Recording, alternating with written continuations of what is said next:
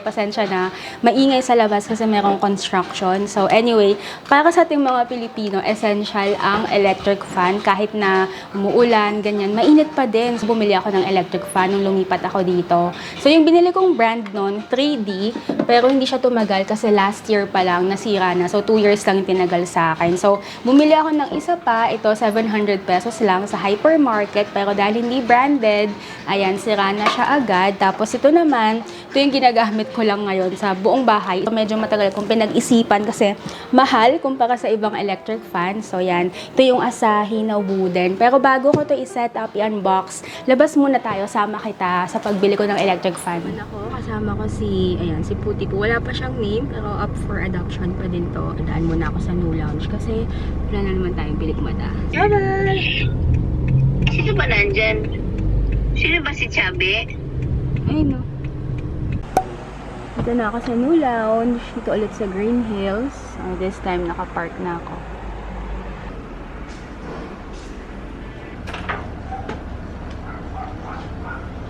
Kuha tayong first customer. Maaga tayo for today. So, ito yung before ng lashes ko. Pag magpapalagay ka ng eyelash extension, dapat wala kang anything sa mata. Wala ka ding contact lenses. Tsaka syempre, huwag ka muna mag-mascara. Ito na yung lashes. Ayan. So, maluwag yung parking dito sa basement ng Robinsons Magnolia.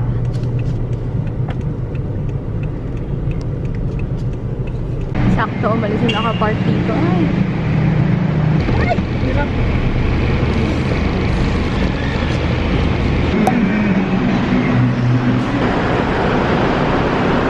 Dahil health is wealth, check up muna, Medical City.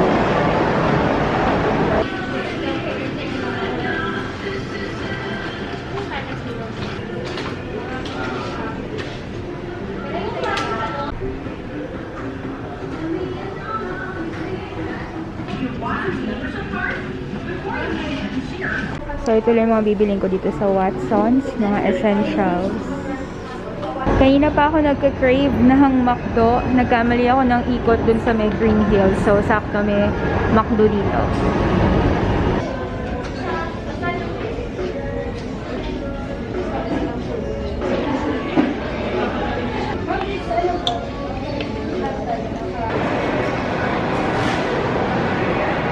Bili tayong electric fan para sa sala. Sira na kasi lahat.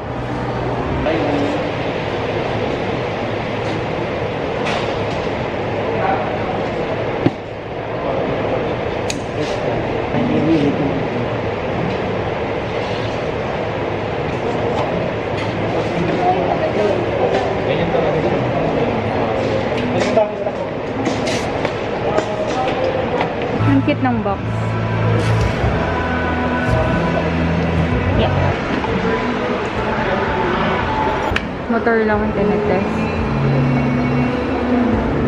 Ito kasi yung usually nasisira sa mga electric fan bawa nililinis mo naglo-loose thread. So, nakakabili daw ng ganito sa online sa Shopee. Yung lock. Ayun lang. So, hindi na siya sinet up. Yung motor lang yung trinay.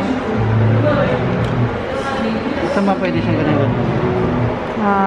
Adjustable na po yung pinaka. Inabil ko na yung 500 na one. So, 4,000. Ayan, tinulungan ako ni Kuya dahil malayo yung parking. Thank you kay Kuya Mark. Electric fan. Dito na lang, dito lang yung parking. Sobrang lapit. Yan na, dito na Kuya. Thank you Kuya. Gumastos na naman po tayo ng malaki-laki ngayon. Kanina no nagpa-check up ako, syempre hindi ko naglingang for personal. Tubig.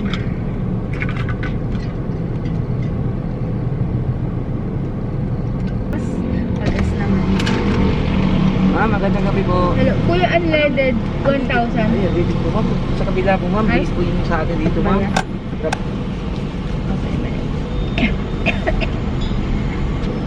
1,000 po unleaded. 1,000 po ma'am. Ano dito?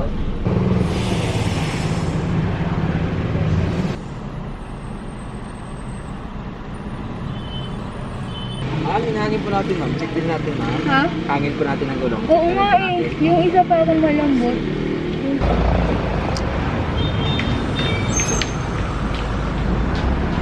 Okay, kuya. Thank you. Pagpahangin na tayo. Hali talaga ako. Thank you!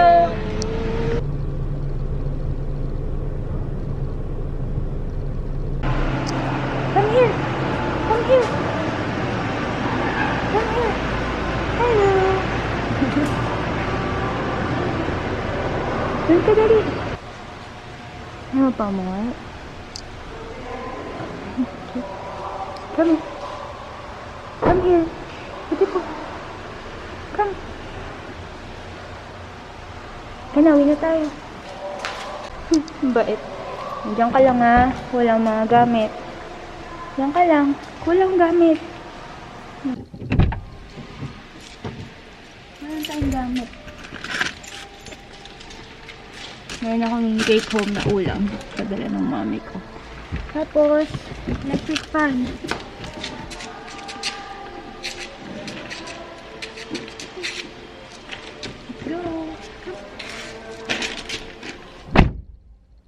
So, yun na nga, nabili ko na siya.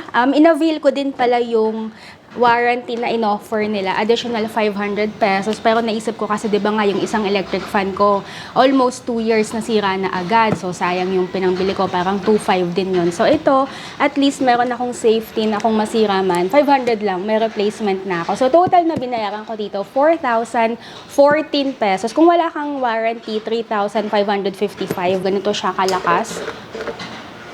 Pero ganyan din siya kaingay. Malakas naman siya, pero one mode lang siya. Inside the box, may mga styro. Tapos, ito na yung blade at saka yung cover. Stand niya. Hindi masyadong mabigat. Yung rod. Ayan, para pwede mong taasan. At syempre, yung motor. Kasi anong gagawin mo sa LSC kung wala kang motor? Stand niya, guys. Tapos, insert. Tapos, ilalock. Pag nilagay mo siya, nakalapat na. Tapos, huwag mong isosobrang higpit. Kasi doon nalulose thread. Pag na-feel mo na nakalock na, okay na yan. Huwag mo na siyang i-force. Thank you, motor. Motor. Ano to? Premium yung build niya. Walang mga dent, walang gasgas. Saka pulido yung pagkagawa. Ayan, bumigat na siya. Dito ka. Para hindi ka mainitan. Nainitan ka eh. Ayoko nainitan yung balahibo mo eh. Akala ko wood talaga, pero metal. Ang gawin mo dyan? Dito ka, kita ka. Dito, sige. Saan yung lock? Ay, ganun lang. Parang aabot yung LC. Ba't ganun? Takot-takot. As a whole pala siyang iikot. Oh, sige. Iwan natin tong label. Ganda. Tapos tayo, yeah, dito kami. So, number 1. Ayan. Lakas. Number 2. Ayan. Number 3. Ayan, lakas. Mayroon tayo electric fan. Hindi natunog. Helicopter.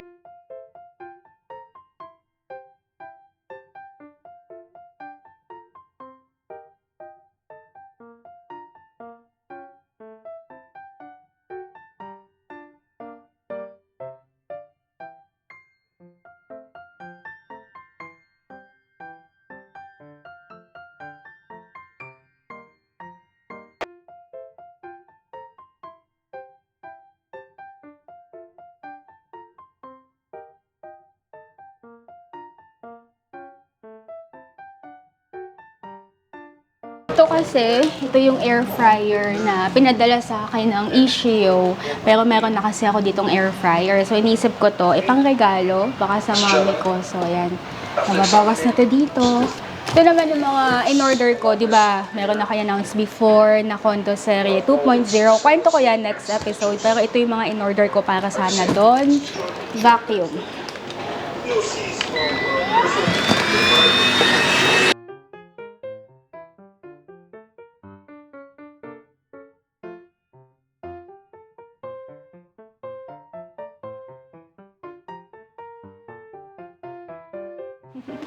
So, ito na setup ko na yung electric fan. Pero bago matapos tong vlog, meron akong dalawang package na dumating.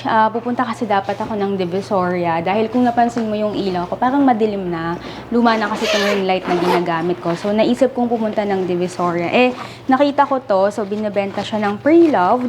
1,000 pesos ko lang nabili itong ring light. Kasama na yung stand. So, kay Rochelle Rivera, yung vlogger din. Ganun. Papasto ka dyan sa bag. Sige. Try ko muna to. Ano ba ito buksan? Ayun. In fairness, maliwanag naman siya. So, meron na ako additional ring light. Binuksan.